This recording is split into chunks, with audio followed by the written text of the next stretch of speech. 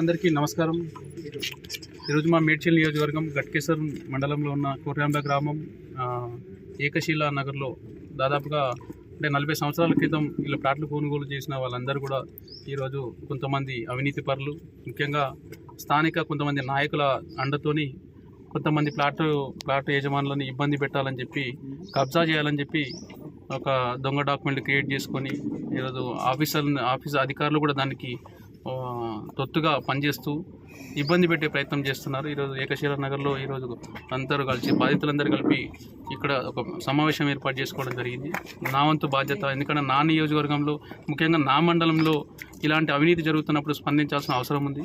కాబట్టి నేను కూడా ఈరోజు వీళ్ళందరితో కలిసి నా మద్దతు ప్రకటించడం జరిగింది. అయితే దీని వెనకాల నడిపిస్తున్న నాయకులు అంటే ఇక్కడ వెంకటేష్ గారి చరిత్ర 30 సంవత్సరాల నుంచి ప్రాంతంలో ఒక ప్రభుత్వ భూములు కబ్జా చేయకుండా పార్కులు కబ్జా చేయడం, ఇట్లా రోడ్లన్నీ కబ్జా చేయడం, ఇట్లా అనేక ఇచ్చి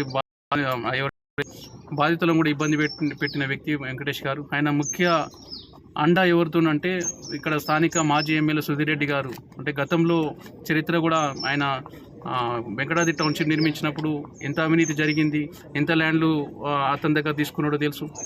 ఇప్పుడు కూడా తన వాటా కోసం, తన డబ్బుల కోసం, తన అవినీతి కోసం ఇప్పుడు ఈ బాధితులందరినీ ఇబ్బంది పెట్టి ఈ ల్యాండ్ని కబ్జా చేసే క్రమంలో వెంకటేష్ గారికి పూర్తి మద్దతు తెలుపుతూ అధికారులందరినీ ఈరోజు పోలీసు వ్యవస్థను కానీ, రెవెన్యూ వ్యవస్థను కానీ, ఇక్కడ స్థానిక మున్సిపల్ కొత్తగా జాయిన్ అయిన మున్సిపల్ అధికారులను కానీ, దానికి పాలకవర్గం కూడా కనీసం వాళ్ళకు ఈ సోయి లేకుండా ఇప్పుడు వీళ్ళని ఇబ్బంది పెట్టి అక్కడ వెంకటేష్కు మద్దతు ప్రకటించే ప్రయత్నం చేస్తూ ఉన్నారు.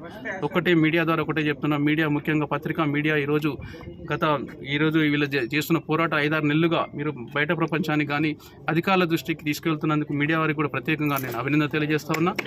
అయితే ఒకటే చెప్తున్నా, మీరు ఎవరితోనైనా తెరవనవ్వండి, లేకపోతే ఇంకా అవినీతి సొమ్ము ఇంకా చాలా అక్రమాలు చేస్తూ ఉన్నారు కదా, అలా తీసుకోండి. కానీ ఇలాంటి వాళ్ళు ఒక్కొక్కరు చెప్తూ ఉంటే వాళ్ళ మల్లన్న సాగర్లో పోయిన భూమి 5 ఎకరాల భూమి అమ్ముకొని ఇక్కడ ప్లాట్ కొనుక్కున్నాడు. ఒక వ్యక్తి తన జీవితం మొత్తం, శ్రీనివాస్ అంటే ఆయన జీవితం మొత్తం సంపాదించిన డబ్బులతోని అన్ని పర్మిషన్స్తో ఎల్ఆర్ఎస్ ఎల్ఆర్ఎస్ మన గ్రామ పంచాయతీ పర్మిషను అన్నీ ఇచ్చినా కూడా ఎల్ఆర్ఎస్ కట్టినప్పుడు దానికి సర్వే మ్యాప్ ఉంటుంది. ఈ సోయి లేని అధికారులు కూల్చేటప్పుడన్నా ఏం చేస్తున్నాం మనం పర్మిషన్స్ ఇచ్చినామా లేదా అనే ఆలోచన చేయకుండా ఈరోజు భయపెట్టే ప్రయత్నం చేస్తున్నారు. ముఖ్యంగా వీళ్ళందరూ కూడా ఇక్కడ ఏమైందంటే స్థానికులు ఇక్కడ లోకల్లో లేరు, వీళ్ళు ఎవరు భయపడతారు అని చెప్పి భయపెట్టే ప్రయత్నం ఈరోజు ఒక గుండా మనుషులను పెట్టి వాళ్ళు ఇక కబ్జా చేయాలని ప్రయత్నం చేస్తున్నారు. బిడ్డ వెంకటేష్ నీ వెనకాల ఉన్న వాళ్ళకు కూడా చెప్తున్నారు, లీడర్లకు. ఈరోజు కాంగ్రెస్ పార్టీ అధికారంలోకి వచ్చిందని ఈరోజు అనేక అక్రమాలు, అనేక కబ్జాలు చేస్తూ ఉన్నారు. ఈ ఏడాది కాలంలోనే మా పరిసర ప్రాంతాల్లో 1000 కోట్ల రూపాయల దాకా దాదాపుగా ఇప్పుడు కబ్జాలకు గురవుతా ఉన్నాయి. మీడియా ద్వారా ఇక్కడే చెప్తున్నా, మీకు తొందరలో అంటే ఇక ఇప్పటిదాకానంటే సరే మీ అవినీతి అధికారం ఉంది, కొంతమంది అధికారులు ఈరోజు పైసలు ఇచ్చి వచ్చిండ్రు కాళ్ళ కమిషన్ల కోసం, అన్నీ అంటే వాళ్ళ పని మనుషుల్లాగా పనిచేస్తూ ఉన్నారు కొంతమంది అధికారులకు కూడా చెప్తున్నా, ఎప్పుడైనా ప్రజల వైపు ఉండండి, న్యాయం వైపు ఉండండి. మీరు అవినీతి సొమ్ము అలవాటు పడి ఇట్లా ఇబ్బంది పెట్టే ప్రయత్నం చేయొద్దు.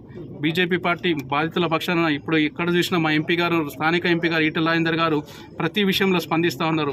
ఆయన అడుగుజాడలను మేమందరం కూడా బీజేపీ పార్టీ అధ్వర్యంలో నియోజకవర్గంలో ముఖ్యంగా ఇక్కడ జరుగుతున్న సంఘటన అవుతుందో ఇది చాలా అన్యాయం.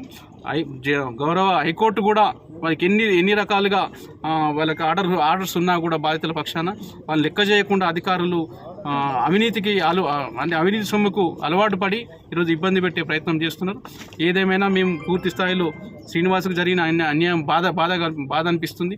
ఆయనకు అంటగా ఉంటాం. ముఖ్యంగా ఈ ప్లాట్ ఓనర్స్ ఎవరైతే ఉన్నారో దాదాపుగా 40 సంవత్సరాలుగా ఇక్కడ ప్లాట్లు కొనుక్కొని వాళ్ళ జీవితాలు, పిల్లల చదువులని, పిల్లల పెళ్లిళ్ళకని వాళ్ళు ఉన్న ఆస్తులు అమ్ముకొని ఇక్కడ ప్లాట్లు కొనుక్కుంటే ఇబ్బంది పెట్టే ప్రయత్నం చేస్తున్నారు. బిడ్డ మీకు ఇక్కడ ఉన్న సమావేశం ద్వారా ఈ బాధితుల పక్షాన్ని ఒకటే చెప్తున్నాం, నెక్స్ట్ టైం నుంచి ఇలాంటివి జరగకుండా అంటే మీరు చూసుకోండి. ముఖ్యంగా జరిగితే మాత్రం తీవ్ర పరిణామాలు ఉంటాయి. మేము బాధితుల పక్షాన 100% ఉంటాం.